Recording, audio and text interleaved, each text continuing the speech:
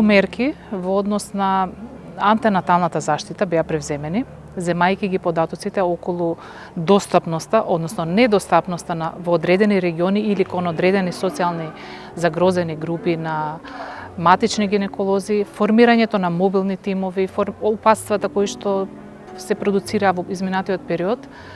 обуките кои што се организираа мултидисциплинарно. Најверојатно сите тие фактори помалку делуваа за да се намалат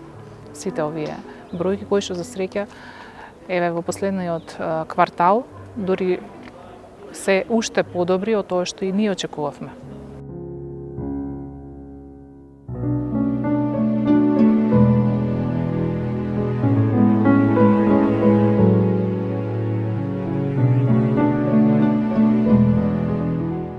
Ние сме тие што треба да го препознаеме тоа, барем од здравствениот сектор, тие кои што работат со репродуктивното здравје на жената, и ние треба да ги насочиме нашите процеси, идеи, проекти во иднина